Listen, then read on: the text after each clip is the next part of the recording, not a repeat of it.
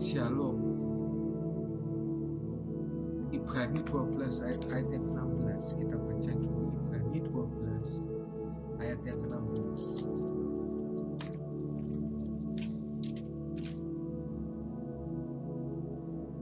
Janganlah 12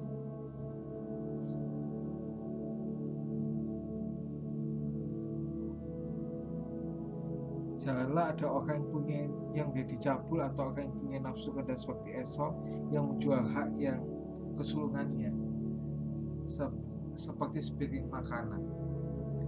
Hak kesulungan adalah hak istimewa yang diberikan kepada anak sulung. Di Perjanjian Lama, anak sulung itu mendapatkan 2 bagian dari seluruh warisan yang diberikan oleh orang tuanya. Ini buktinya ada di Ulangan 21 ayat yang 7.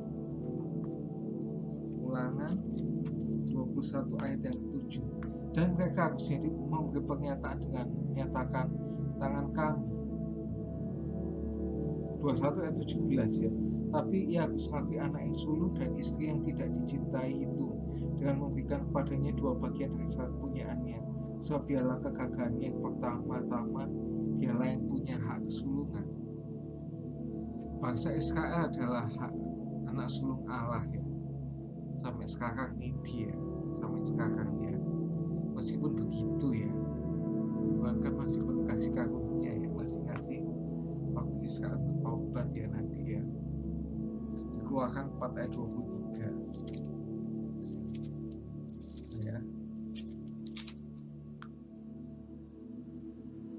Sebab itu aku berfirman kepadamu, biarkanlah anak itu pergi supaya ia beribadah kepadaku. Tapi jika engkau menolak membiarkannya pergi, maka aku membunuh anakmu yang sulung itu. Kita adalah ranting-ranting liar yang dicangkokkan ke pohon-pohon zaitun. Roma 11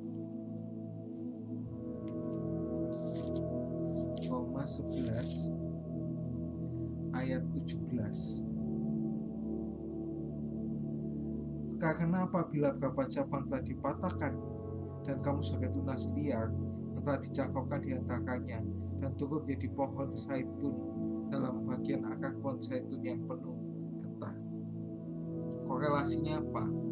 Korelasi hak kesulungan di perjanjian adalah keselamatan kita di perjanjian baru. Nah, gimana sih supaya kita itu tetap dicangkokkan di pohon zaitun yang baik? Yang pertama yaitu jangan sombong, karena Tuhanlah yang memberi hidup atau disebut akar. Ini kita baca di Roma 11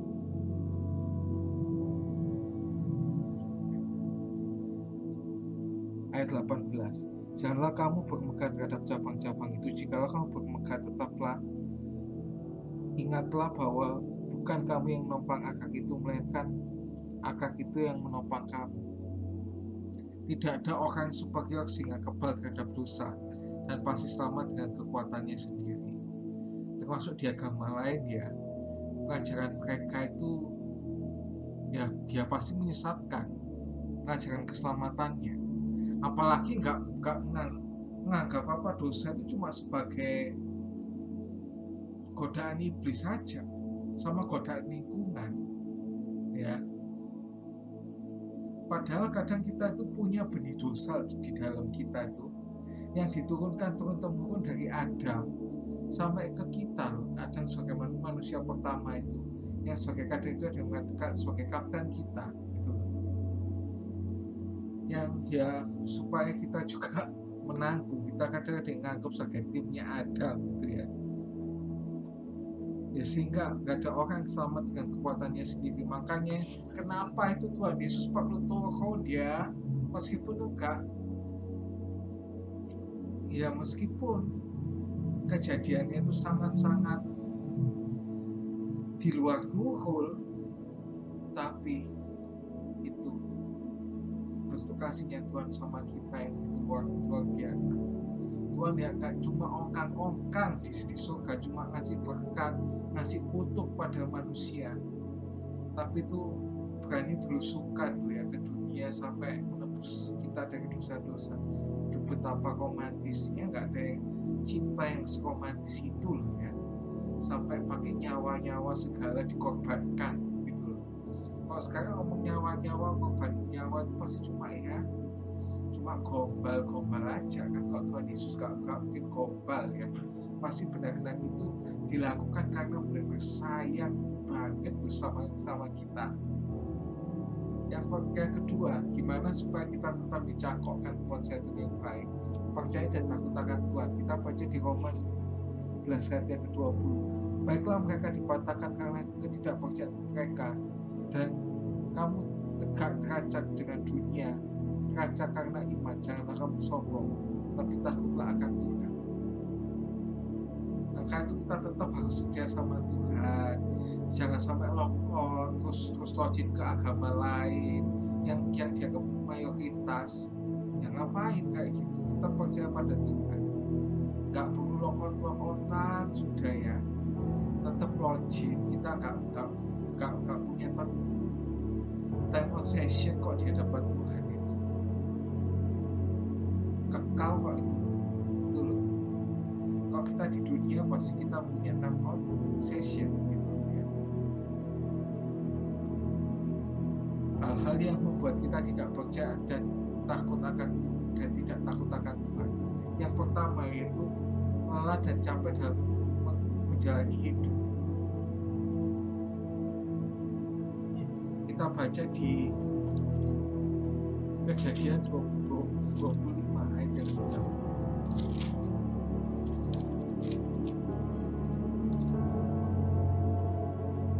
Kata Esau kepada Yakub, berikanlah kiranya aku hidup sedikit dari yang mereka itu karena aku lelah. Itulah sebabnya namanya disebutkan Edom. Karena masalahnya bertubi-tubi. Kadang orang capek menjalani hidup pasti ujung-ujungnya pada gangguan setan. Lompat aja ya di agama itu pasti kamu lebih bahagia. Itu hoax ya. Semua agama sama, kalau misal ada masalah ya dia tetap ada masalah kok kalau kakak itu. Karena itu kalau masalah itu ya universal, semua orang gitu loh ya, nggak mikir agamanya dia apa, pasti semua kena masalah gitu loh ya. Maka itu kalau kita tetap bersandar pada Tuhan, meskipun ada masalah apapun, kita tetap ada damai sejahtera dan ketenangan dalam menghadapi kehidupan itu. Yang kedua itu buka celah. Ini yang dilanjutannya tadi ya, di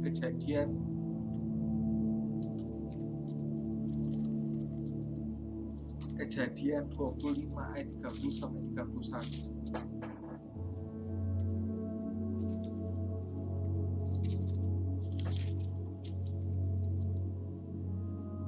Tetapi kata Yakub, jualah dahulu kepadaku hak kesulunganmu. Sahut Esau, sebentar lagi aku akan mati, apakah gunanya hak kesulungan itu? Di sini bukan celah. Nah kadang itu kita buat apa? Keselamatan.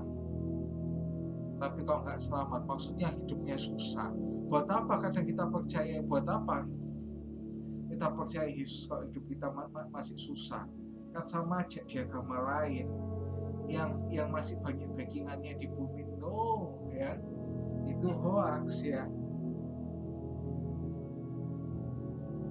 Ya, kayak itu kalau kita tetap percaya pada Tuhan Yesus, kita pasti akan tetap selamat dan juga ada syaratnya lagi, hidup kita juga benar loh ya, pasti kita selamat gitu loh.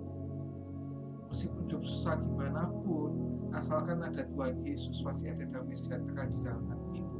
Yang penting apa? Ada damai sejahtera di dalam hati ketika menghadapi masalah. Bukan menganggap masalah itu sebagai pencobaan, atau bahkan masalah itu cepat-cepat dihindari. Kalau masalah itu malah bikin kita semakin romantis sama Tuhan, ya terus-teruslah di masalah itu.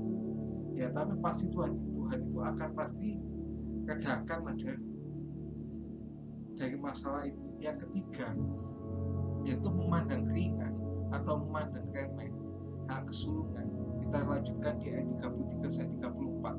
Kata Yakub, bersumpahlah dahulu kepadaku, maka bersumpahlah ia kepada Yakub, dan dijuallah hak kesulungannya kepadanya. Lalu Yakub memberikan roti dan masakan kacang merah itu, atau lentil merah ya ini seharusnya, itu kepada Esau. Ia makan dan minum, lalu berdiri dan pergi. Demikian karena Esau memandang ringan hak kesulungan itu. Ini artinya apa? Menyia-nyiakan kasih karunia Allah yang diterimanya, ya. Kalau kita sudah dalam Yesus, ya, kalau sudah sampai aduh, gimana sakitnya itu hatinya Tuhan Yesus, ya. Walaupun kita secara manusia tetap harus menghormati keputusan mereka, ya, tapi kita tetap harus mendoakan dia bisa balik, ya, karena dia sangat-sangat menyakiti hatinya Tuhan Yesus itu, ya. Maka itu kita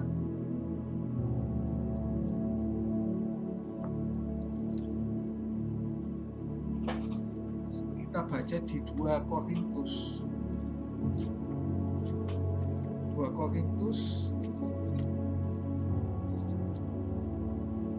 6 ayat yang pertama. Sebagai teman sekerja kami nasihatkan kamu supaya kamu jangan membuat jadi sia-sia kasih karunia Allah yang kamu sudah terima.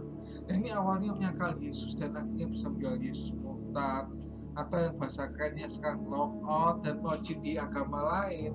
Nah, ini nyata dan disadari banyak orang yang melakukan itu, apalagi demi harta, tahta, dan pasangan hidup. Itu banyak loh orang yang melakukan demi 3 hal itu: harta, tahta, dan pasangan hidup. Itu ya. Apa sih yang membuat kita kehilangan hak kesulungan kita yang mungkin kita tidak pernah menyadari? Contohnya ini Ruben, bukan Ruben Onsu ya, ini Ruben yang ada di Alkitab, ya. Itu karena berbuat zina dengan kunik Yakub, yaitu Bilha, ya. Maka itu dia bisa kehilangan hak kesulungan, sehingga hak kesulungannya itu jatuh ke adik-adiknya lagi. Kita baca di Kejadian 39 ayat 3 sampai yang keempat. Ruben, engkau anak sulungku, kekuatanku dan permulaan kegagalanku, engkau yang terutama dalam keluhuran, yang terutama dalam kesanggupan. Engkau yang membuat sebagai air, tidak lagi engkau sebagai yang terutama, sebab engkau telah menaiki tempat tidur ayammu. Waktu itu engkau telah melanggar kesuciannya. Dia telah menaiki petiduran.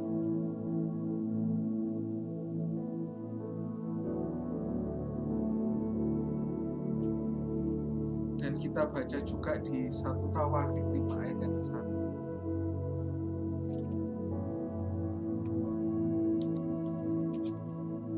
Anak-anak Ruben adalah anak-anak sulung Israel. Dialah anak sulung, tetapi karena ia melanggar kesucian peniduran ayahnya, maka kesulungan diberikan kepada keturunan dari Yusuf anak Israel juga, sekalipun tidak tercatat dalam silsilah sebagai anak sulung.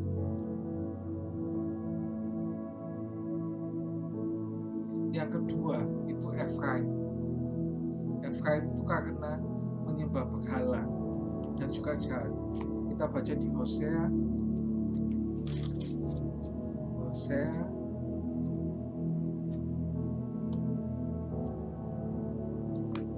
di Hosea 4 ayat 17. Efraim bersekutu dengan berhala, biarkanlah dia. Dan lanjut di pasal yang kelima ayat 3 sampai 4. Aku ini mengenal Efraim dan Israel, tidaklah tersembunyi bagiku, sebab engkau telah berzina, hai Efraim, dan Israel telah menajiskan diri. perbuatan mereka yang tidak mengizinkan mereka berbalik kepada Allah mereka, sebab perjinan ada di antara mereka dan mereka tidak mengenal Tuhan. Lanjut ke ayat yang ke-11. Efraim tertindas dirembukan oleh hukuman, sebab ia berkeras untuk berjalan mengikuti kesia-siaan.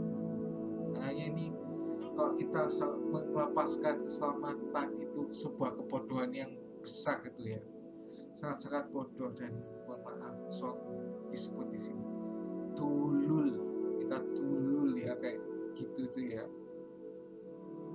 Nah, apa sih konsekuensi kalau kita itu menjual hak kesulungan? Sulit untuk kembali kepada Kristus, bahkan tidak ada kesempatan lagi untuk bertobat.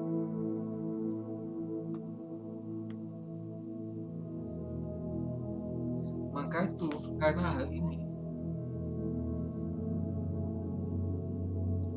ini sebenarnya ada pengajaran di Kristen yang salah. Kalau keselamatan itu nggak bisa hilang, karena katanya ada ya Roh Kudus yang menjaga kita supaya nggak murtad. Tapi keselamatan itu bisa hilang. Bahkan kebanyakan orang-orang yang sudah lock out dari Kristen itu terkadang waktu sampai meninggal pun gak balik lagi ke Kristen lagi, karena sulit untuk balik pada Kristus dan bahkan tidak memiliki kesempatan lagi untuk bertobat. Orang yang menjual Yesus bahkan itu bunuh diri, rohaninya mati seperti Yudas. Maka itu di Ibrani 6 ayat ke-6 dikatakan, jika mereka meninggalkan jalan Kristus, maka mustahil untuk memperbaruinya kembali pertobatan mereka, karena mereka sedang menyalibkan anak Allah yang kedua kalinya, dan mungkin bahkan kesekian kalinya ya ini ya. Ini tambahan sendiri ya.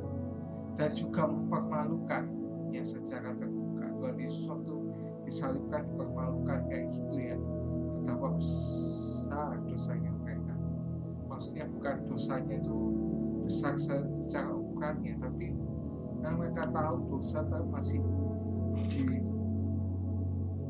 dilakukan itu. Nah, terus gimana supaya kita tidak menyanyiakan keselamatan atau hak kesulungan yang Tuhan berikan pada kita, yaitu kita berdoa dan berjaga-jaga. Kita baca di Matius 14 ayat yang ke-38.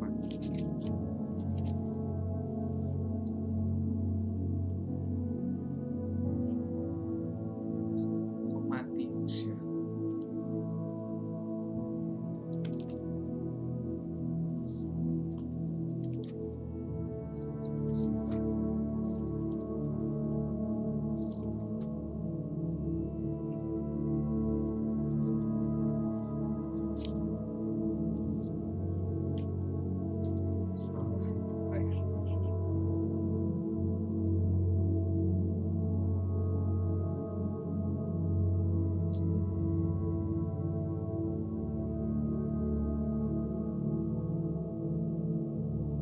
Matius 26 ayat 38 yaitu ya.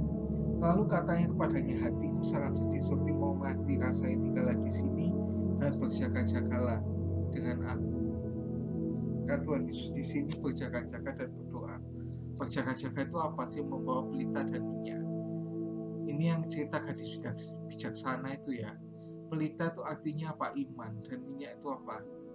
Roh Kudus. Kita baca di Matius 25 ayat 1 sampai 13. Pada waktu itu hal kerajaan surga seumpama 10 gadis yang mengambil pelitanya dan pergi menyosong mempelai laki-laki. 5 diantaranya bodoh dan 5 bijaksana. Gadis-gadis yang bodoh itu membawa pelitanya tapi tidak membawa minyak. Sedangkan gadis-gadis yang bijaksana itu membawa pelitanya dan minyak dalam bulu-bulu mereka. Tapi karena mempelai itu lama tidak datang, mengantuklah mereka, lalu semua mereka tertidur. Waktu tengah malam terdengarlah suara orang berseru. Mempelai datang, sosonglah dia. Gadis-gadis itu pun bangun semuanya lalu membereskan pelita mereka. Gadis-gadis yang bodoh itu kata kepada gadis-gadis yang bijaksana, berikanlah kami sedikit dari minyakmu itu, sebab pelita kami hampir padam. Tapi jawab gadis yang bijaksana itu, tidak, nanti tidak cukup untuk kami dan untuk kamu. Sudah kamu pergi kepada penjual minyak dan beli di situ. Akan tetapi waktu mereka sedang pergi untuk membelinya, datanglah itu dan kakak yang telah siap sedia masuk sama-sama dengan dia di luar perjamuan kawin. Kalau pintu ditutup, kemudian gadis-gadis yang lain itu datang dan berkata, Tuhan, bukalah pintu. Tuhan, bukalah kami pintu. Tapi ia menjawab, aku kata kepadamu, sesungguhnya aku tidak kenal kamu.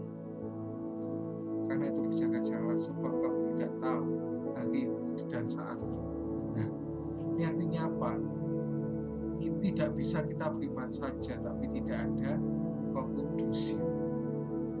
Nah, ini gimana? Iman dan Roh Kudus itu biar selalu ada dalam hidup kita. Yang pertama itu berdoa, baca firman, renungkan dan melakukan firman Tuhan. Yang kedua itu komunitas, ya.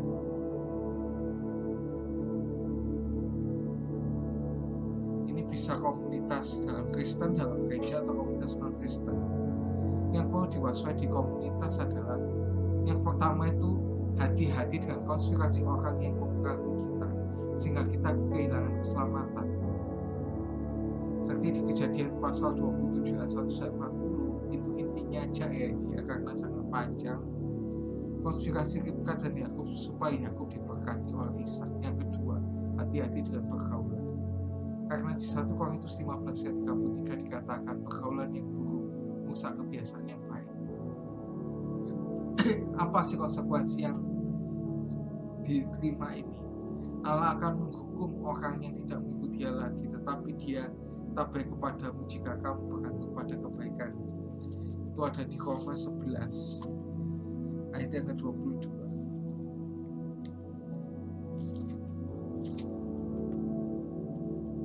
Sebab perhatikanlah kemurkaan Allah dan juga kekerasannya, itu kekerasan atas orang yang telah jatuh, tapi atas kemurkaannya, yaitu jika kamu tetap dalam kemurkaannya, jika kamu pun tidak akan dipotong juga. Apa sih upah yang kita terima ketika kita mempertahankan hak kesulungan? Yaitu masuk ke perjamuan kawin anak domba, seperti yang katakan di Matius 25 ayat 10 tadi. Akan tapi waktu mereka sedang pergi untuk membelinya, datanglah mempelai dan mereka yang telah siap sedia masuk bersama-sama dia ke dalam ruang perjamuan kawin itu. Ya.